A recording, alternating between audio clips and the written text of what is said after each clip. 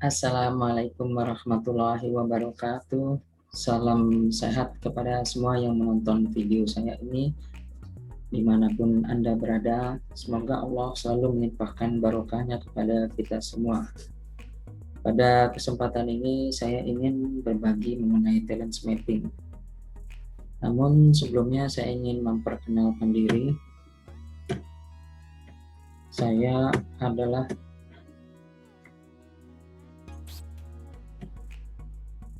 Saya lahir tahun 58 dan saya pernah kuliah di psikologi. Saya pernah bekerja di BPPT sejak tahun 86 dan saya pernah memegang atau menjadi anggota tim seleksi BPT beasiswa luar negeri dari tahun 88 sampai 93. Saya pernah kuliah di Australia tahun 93 sampai 95. Saya pernah juga menjadi guru bahasa Inggris di Pusdiklat dari tahun 97 sampai 98. Saya pernah pergi haji tahun 2003, pernah memegang jabatan struktural kabak karir kabak organisasi di Biro SDM BPT, kemudian pensiun 60 tahun pada 2018 dengan status Prekayasa Madija.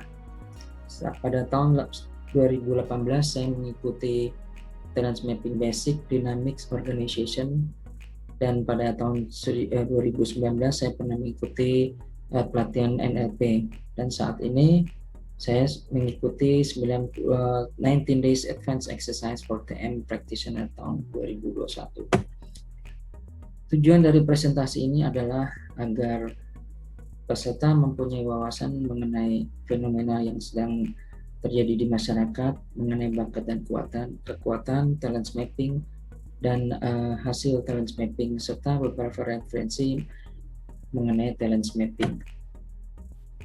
Di masyarakat kita tidak bisa memungkiri bahwa dari data tahun 2017 ini ada penelitian yang dilakukan oleh Indonesia Career Center Network bahwa 87% mahasiswa mengaku jurusan yang dipilih tidak sesuai minat dan 71,7% pekerja memiliki profesi yang tidak sesuai dengan pendidikannya. Dan tahun 2018 ada penelitian mengenai terhadap SMA SMK bahwa mereka 92% bingung dan tidak tahu akan menjadi apa ke depan, dan 45% mahasiswa merasa salah pilih jurusan. Ini penelitian yang dilakukan oleh Tech Incubator Universitas Multimedia Nusantara terhadap 400.000 profil data siswa dan mahasiswa di seluruh Indonesia. Sangat menyedihkan data ini masih terjadi di masyarakat. Nah, akibat daripada salah jurusan ini, dampaknya adalah kerugian finansial tentunya, kerugian waktu, kerugian fisik, dan merasa tidak bahagia, merasa tidak termotivasi, dan kesehatan mentalnya agak terganggu, dan ada beban psikologis, dan bisa menimbulkan potensi konflik. Nah, untuk mengatasi hal tersebut, bakat menjadi sebagai solusi. Dan manusia itu dilahirkan unik, dan hendaknya keunikan itu yang terdiri dari bakat bisa dimanfaatkan semaksimal mungkin. Sebagaimana yang ada di surat Al-Isra ayat 84, Kul kulun ya'malu ala syakilahatihi farabukum alamu biman huwa ahda sabilan. Katakanlah tiap-tiap orang berbuat menurut bentuk dirinya masing-masing. Tuhanmu lebih mengetahui siapa yang lebih terpandu jalannya. Setiap manusia memiliki syakilah atau bentuk diri, itu sifat kepribadian, kecenderungannya yang berperilaku. Setiap manusia memiliki sabilan, yaitu jalan hidupnya yang unik. Jadi setiap manusia dilahirkan dan sudah dikodratkan unik. Nah, dengan memahami bakat, kita bisa memahami karakteristik inti kepribadian, kita bisa memahami kebutuhan dasar psikologi diri ataupun orang lain, dan kita bisa menemukan potensi produktivitas, dan kita bisa menemukan tugas kehidupan dari Allah. Nah, apabila kita menemukan tugas, tentunya kita bisa mengoptimalkan tugas tersebut sesuai dengan ciri-ciri atau yang sudah ditugaskan pada Allah pada diri kita. Tentu insya Allah akan mendapati kita jalan yang lebih sukses. Nah, selanjutnya saya akan menjelaskan mengenai bakat dan kekuatan. Apa itu bakat? Bakat itulah perilaku spontan dan alami, bawaan otentik dan sudah sejak lahir. Artinya sudah diberikan oleh Allah, hanya saja dalam perjalanan belum terkelihatan secara jelas. Biasanya usia 16 tahun sudah terbentuk dengan mapan, namun sebelumnya itu masih bisa diobservasi ciri-cirinya, namun belum bersifat final. Dan bakat itu bersifat unik, memiliki komposisi sifat dan bakat yang berbeda, bersifat permanen, dan menggambarkan kebutuhan psikologis. Bakat itu memunculkan dorongan yang beraktivitas. Ciri bakat dalam saat kita mengobservasi yaitu apabila dilakukan maka kita merasa lupa waktu, lupa segalanya, jadi ingin melakukannya terus-menerus karena senantiasa muncul terus-menerus, dan kita melakukannya dengan mudah dan cepat belajar. Dan apabila kita lakukan maka menimbulkan kepuasan saat diekspresikan. Apabila kita kerjakan dirasakan mudah, mengalir, dan kadang-kadang lupa waktu. Jadi kita bisa melakukannya dengan langsung dan menghasilkan bagus sejak awal. Yang mempengaruhi bakat adalah antara lain komposisi bakat, respon dari lingkungan, ragam pengalaman, proses belajar dan berlatih, serta model dan mentor. Definisi bakat menurut Donald F. Clayton, yaitu profesor psikologi dari Nebraska Lincoln University dan juga founder dari Gallup Organization, adalah pola pikir, perasaan, dan tindakan alami yang muncul berulang-ulang dan dapat digunakan untuk suatu yang produktivitas. Definisi 34 tema bakat yang ditemukan oleh Gallup Organization terbagi atas 4 kelompok, yaitu striving, thinking, relating, dan influencing. Striving adalah bakat-bakat yang tergolong daripada kegiatan yang bersifat effort atau merealisasi suatu kegiatan, terdiri dari restoratif, yaitu bakat untuk memulihkan sesuatu, deliberatif, waspada atau penuh kehati-hatian, arranger, bisa melakukan penataan, disiplin, terorganisasi, konsistensi, konsisten, fokus, terpusat pada sesuatu yang sudah jelas, achiever, yaitu pekerja keras, responsibility, bertanggung jawab, belief, adalah yang memberikan pelayanan, dan kelompok thinking yaitu bakat-bakat yang berkaitan dengan proses berpikir, yaitu futuristik, berpikir masa depan, strategi, mencari jalan yang tepat, ideation, menghasilkan banyak ide dan gagasan, analytical, yaitu bersifat analitis, learner, pembelajar, input, pengumpul informasi dan barang, intellectual, pemikir, dan konteks, yaitu menelusuri masa lalu. Bakat yang berhubungan dengan cluster relating yaitu positivity, orang yang periang, developer, pendidik, relator, bersahabat, includer, mengguyub, harmoni, yaitu keselarasan, adaptability, fleksibel, individualization, bisa mengenali berbagai macam keunikan masing-masing individu, connectedness, saling keterkaitan, dan empati, bisa merasakan perasaan orang lain, command, pengendali, aktivator, penggerak, competition, kompetitif, maximizer, perfectionist, significance, adalah orang yang senang menonjolkan diri dan ingin diakui oleh banyak orang, self-assurance, yakin diri, communication, orang yang komunikatif, who, meaning others over, adalah yang suka menyapa orang lain yang dia jumpai.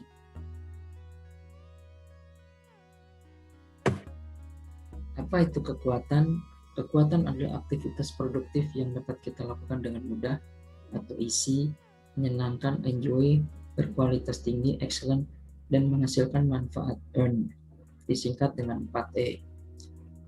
Kekuatan adalah aktivitas yang jika makin ditekuni dan makin lama dikerjakan, kita akan merasa semakin kuat, yaitu diasah, sehingga kita bisa merasakan penguasaan. Aktivitas produktif yang mampu kita lakukan dengan kualitas unggul dan konsisten sehingga dapat diandalkan oleh orang lain atau oleh perusahaan. Kaitan bakat dengan kekuatan. Setiap sifat secara alami akan menimbulkan daya dorong yang menggerakkan kita untuk melakukan aktivitas tertentu.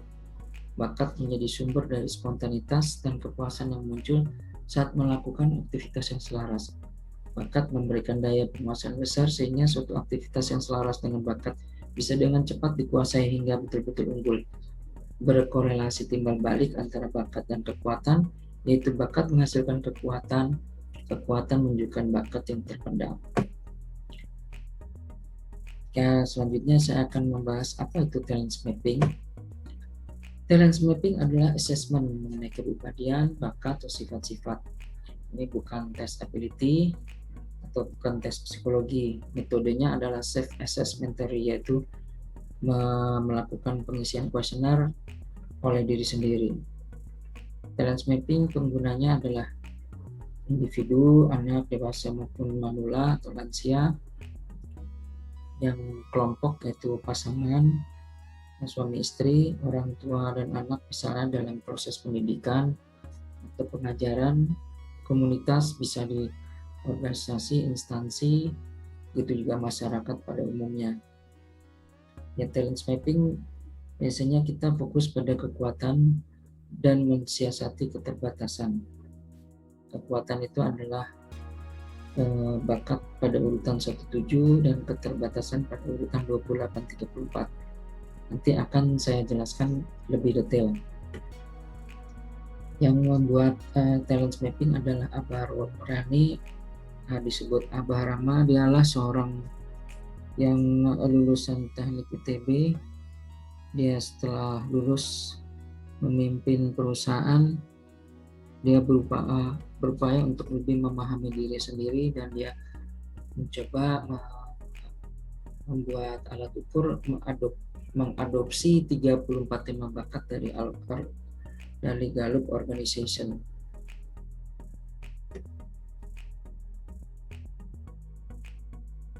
Fungsi talent mapping adalah deskriptif, yaitu menggambarkan pola pikir, rasa, perilaku yang alami, dan prediktif, artinya pola perilaku seorang bisa diperkirakan tampil atas dasar bakat-bakat yang berperan yang dominan.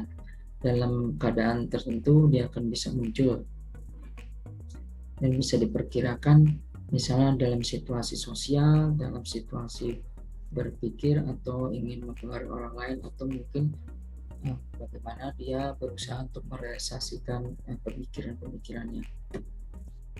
Alat ukur talent mapping ada 3, yaitu assessment talent mapping atau personal strength potential atau PSP, yaitu untuk menggali sifat produktif bakat seseorang. Questionnaire dalam bentuk 170 pertanyaan. Kemudian ada assessment personal strength statement atau PSS, yaitu menggali pengakuan atas kegiatan produktif atau minat seseorang terhadap beberapa aktivitas. Dilakukan pengisian kuesioner terhadap 114 aktivitas, di dalamnya termasuk 15 bidang. Kemudian ada strength typology atau ST30, menggambarkan kemampuan dan minat terhadap peran. Terdapat 30 tipologi manusia terkait dengan kekuatan yang produktif.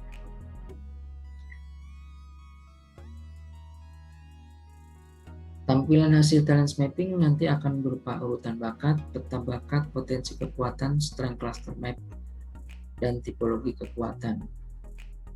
Berikut nanti akan saya jelaskan satu persatu apa itu dari 5 hasil tersebut. Baik, yang pertama adalah urutan bakat. Dari 1 sampai 34 yang menunjukkan ciri khas masing-masing individu. Yang menentukan perbedaannya adalah komposisi daripada urutan bakat. Jadi komposisi menentukan keunikan seseorang. Bakat 1 adalah pola perilaku yang paling kuat dorongannya. Makin ke atas, makin kuat, makin spontan. Nah, fokus pada kekuatan. Untuk memahami urutan bakat, kita fokus pada kekuatan, yaitu pada bakat urutan 1 sampai 7, kemudian bakat penunjang yaitu 8 sampai 14, dan memahami keterbatasan yaitu urutan bakat 28 sampai 34. Dari komposisi ini bisa dipahami mana yang seringkali menjadi dominan muncul dalam berbagai macam situasi, apakah menghadapi tuntutan berpikir, tuntutan sosial, tuntutan kerja, tuntutan untuk bekerja sama atau mempengaruhi orang lain. Peta bakat menampilkan 34 bakat terbagi atas 4 klaster, yaitu cluster thinking, dibagi lagi melalui otak kanan, otak kiri. Cluster influencing yaitu berhubungan dengan bekerjasama dengan online untuk mempengaruhi. Cluster striving yaitu cluster yang berhubungan dengan bagaimana merealisasi pekerjaan atau energi yang dikerahkan untuk mewujudkan sesuatu menjadi real. Kemudian cluster relating yaitu berhubungan dengan aktivitas sosial.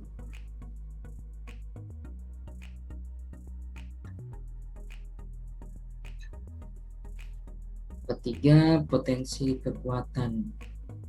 Potensi kekuatan ini tampil 14 item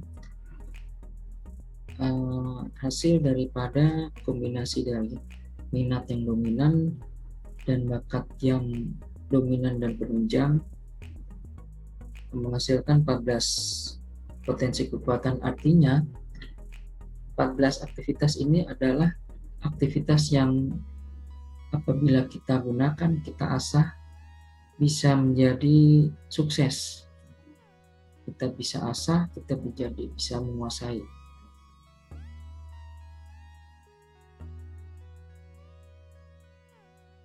Aktivitas yang berpotensi menjadi kuat apabila diasah, dalam arti dikembangkan, dicari wawasan dan dicari keterampilan untuk pengembangan.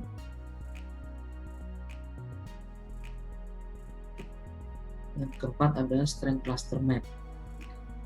Strength cluster map merupakan gambaran mengenai 114 aktivitas termasuk 15 bidang dibagi dalam 8 cluster, yaitu cluster networking, M berkaitan dengan hubungan sosial, cluster H Hetman berkaitan dengan area untuk seberapa jauh seseorang mempengaruhi orang lain, cluster S server atau melayani orang lain atau mempraktikkan.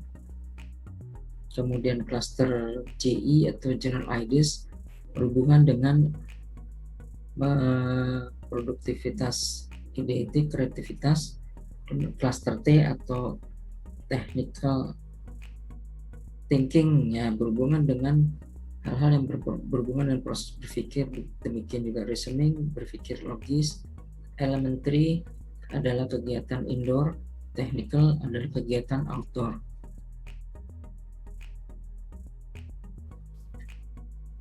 Kotak-kotak deretan di dalam itu mewakili atau sebagai hasil daripada tes talent mapping assessment yang disebut PSP, itu. Kemudian yang kotak-kotak deretan yang di luar adalah mewakili hasil PSS, yaitu yang mewakili mengenai minat individu terhadap aktivitas, yaitu 114 aktivitas termasuk 15 bidang. Dan apabila ditunjukkan dengan intensitas, maka warna merah adalah intensitas tertinggi, kemudian warna hitam intensitas terendah, dan berturut-turut menurun, yaitu merah tertinggi, kemudian kuning, putih, abu-abu, dan hitam. Apabila ditampilkan kedua sisi dalam dan luar merah, maka itu menunjukkan bahwa aktivitas tersebut ditunjang dengan bakat yang kuat. Sebaliknya, apabila hitam-hitam dalam dan luar, itu menunjukkan bahwa aktivitas itu tidak disukai dan tidak didukung oleh bakat. Apabila di dalam merah dan di kotak luar menunjukkan kecenderungan ke arah hitam, maka aktivitas tersebut belum diketahui atau belum dikuasai atau tidak disukai, padahal ada bakat pada dirinya. Sedangkan sebaliknya, apabila yang di luar merah di dalam kecenderungannya gelap, itu mungkin individu sudah menguasai dan menyukai aktivitas tersebut, tetapi tidak ada dukungan bakat.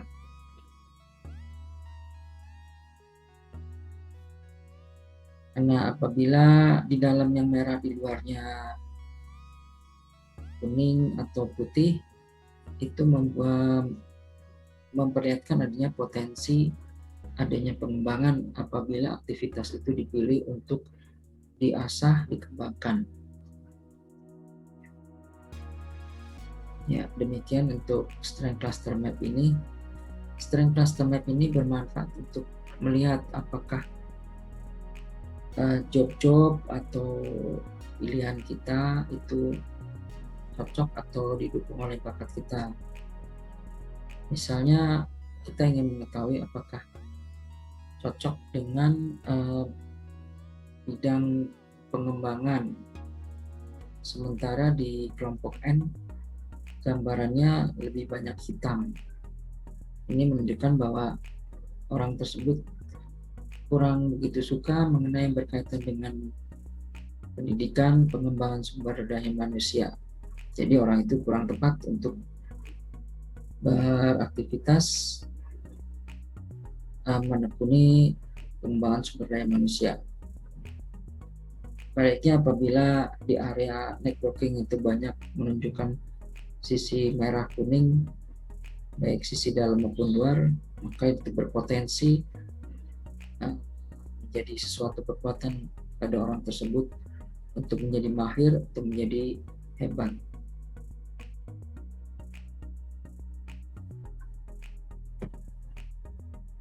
Yang lain ada tipologi kekuatan. Tipologi kekuatan ini berjumlahnya 30 merupakan peran terbagi ke dalam 8 cluster sebagaimana yang tadi disebutkan, yaitu interpersonal influencing, relating dan serving, kemudian otak kiri dan individual otak kiri atas dan bawah, individual right brain, individual elementary, the technical. Kemudian ditunjukkan dengan garis batang, yaitu ke kanan dan ke kiri. Apabila ke kanan warna merah itu menunjukkan intensitas yang positif, sedangkan ke kiri warna hitam itu intensitas negatif.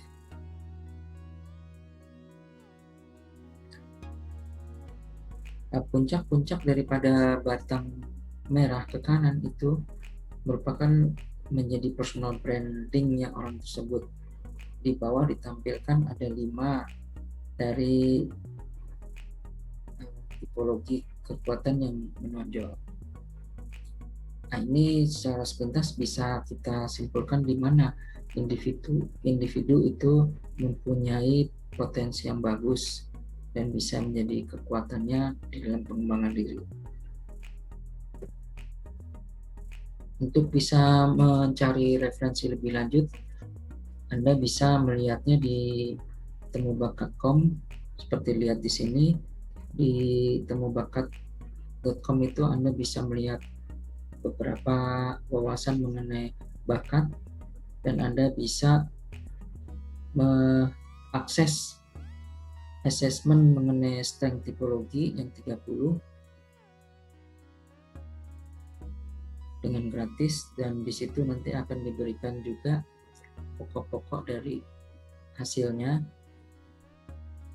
dengan secara garis besar. Namun apabila Anda tidak membutuhkan penjelasan lebih lanjut, maka Anda bisa menghubungi saya pada nomor yang nanti akan saya sebutkan di akhir dari presentasi ini. Di Temu Bakat ini juga Anda bisa mengakses pembelian buku, salah satunya adalah Talent Mapping ini yang berwarna merah. Juga mengenai Talent Mapping Basic dan Dinamik. Nah, di sini sebelah kiri adalah alamat yang atau kontak yang bisa Anda hubungi. yaitu lead pro, yaitu perusahaan yang berurusan dan menggarap atau mengembangkan talent mapping ini. Di situ ada telepon, email, dan fax jika Anda ingin bisa memesan langsung buku-buku ini. Nah, talent mapping yang berwarna merah itu menggambarkan pemikiran daripada Abah Rama mengapa talent mapping itu disusun. Kemudian juga Anda bisa mempelajari secara garis besar bagaimana menginterpretasi daripada hasil talent mapping. Sedang di talent mapping dinamik adalah menggambarkan secara garis besar bagaimana talent mapping dilihat dari sisi dinamikanya. Di dalam situ ada contoh-contoh daripada beberapa rekan-rekan dari talent mapping, tampilannya menurut talent mapping, dinamikanya, pribadinya, dan segala macam, dan contoh-contohnya. Anda bisa mempelajari, namun Anda juga bisa ini adalah talent mapping yang berkaitan dengan anak. Jadi ini Bapak Andri Fajria ini punya sekolah alam di Tangerang. Dia dalam pengalamannya mengembangkan bagaimana mengobservasi bakat sejak dini. Dia telah menulis buku Warga Sadar Bakat dan juga buku bagaimana mengobservasi ciri-ciri daripada 34 bakat yang muncul pada anak di bawah 16 tahun. Anda bisa mengakses di Facebook maupun di Instagram atau menghubungi Adri ini untuk pemesan buku dan Anda bisa mempelajari lebih lanjut. Sedangkan akses informasi lanjutan bisa diakses lewat Lead Pro, teleponnya dengan Pak Endro Prasetyo, salah satu dari penggagas talent mapping bersama Pak Abah Rama. Kemudian Yusuf Lukman, salah satu personal di Pathfinder untuk menyelenggarakan training-training, juga bisa diselenggarakan oleh Lead Pro dan saya sendiri. Apabila Anda ingin berkonsultasi mengenai talent mapping dan apabila Anda ingin melakukan pengisian kuesioner secara online, bisa menghubungi mereka masing-masing ini atau lewat saya. Demikian saya sampaikan mengenai talent mapping, semoga bermanfaat. Wassalamualaikum warahmatullahi wabarakatuh.